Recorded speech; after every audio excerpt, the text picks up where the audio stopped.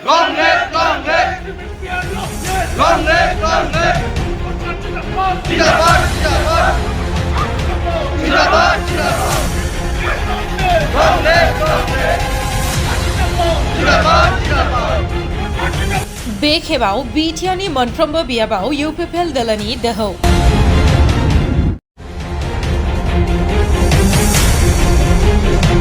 बे लेखायैनो 29 नं सुख्ला सेरफां block UPPL दोलोआबो जिरायनानै थायाखै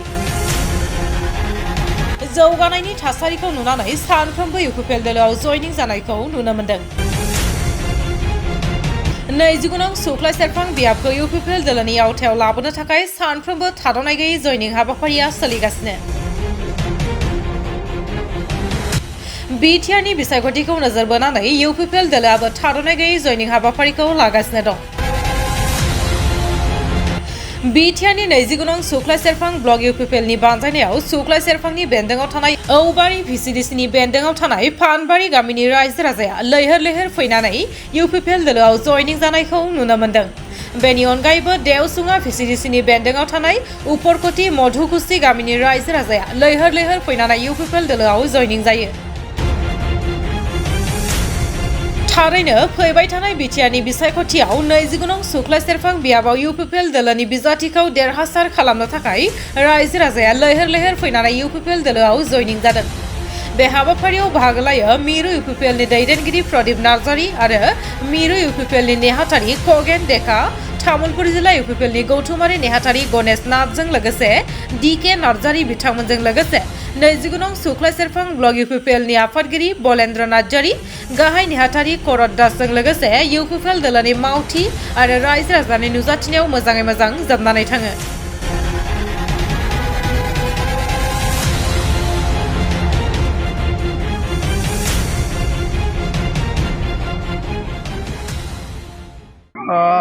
दिनै नैबे औबारि गामिनि उत्तर पानबारि सुबुरियाव बयबो रायजो राजानि नुजाथिनायाव दिनै बिथांमोननि गामिनि ओनसोलनि रायजो राजाफोरा बयबो बुंदोंमोन जे इउपिपिएलआव जयनिं जागोन होननानै आरो बेबायदि हिसाबै बिथांमोना लिंहरनाय हिसाबै जोङो फैदों आरो फैनाय लेखा बिथांमोना दिनै नैबे उत्तर पानबारि सुबुरियाव 100निबो बांसिन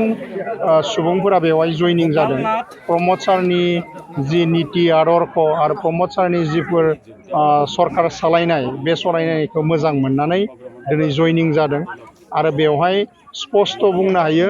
दिनैनि दिनाव मोननै जयनिं जादों उपरकटिनि मधुकुसि सुबुरियावबो 100नि बांसिना बेवहाय माने जयनिं जादों बयबो रायजो राजाफ्रा खौसे जानानै दिनै इउपिपिएल दोलोखौ हेफाजाब होलांबाय थादों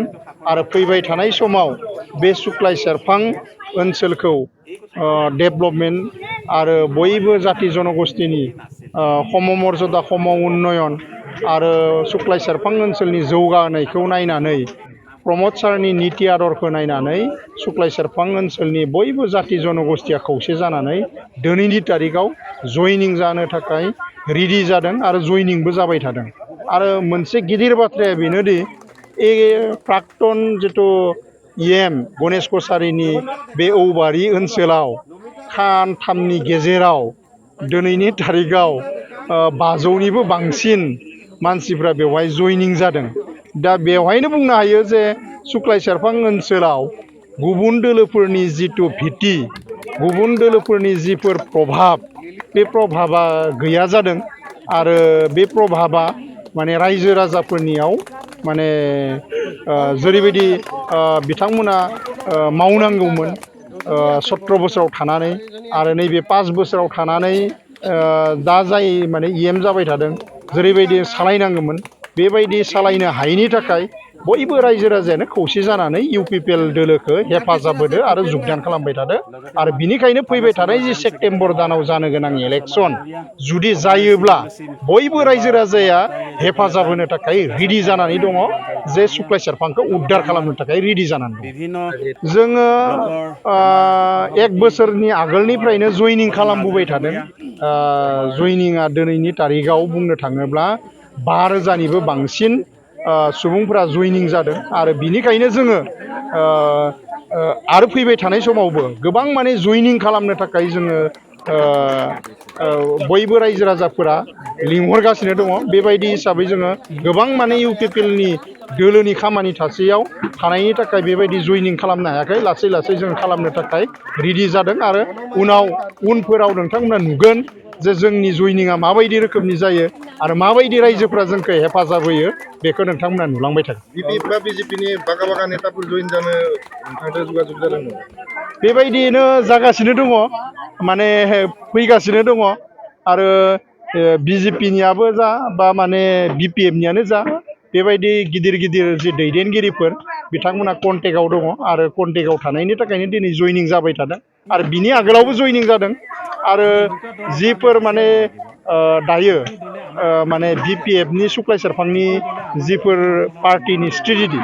बेखौ जोङो नुयोब्ला रायजोफोरा बुंनायखौ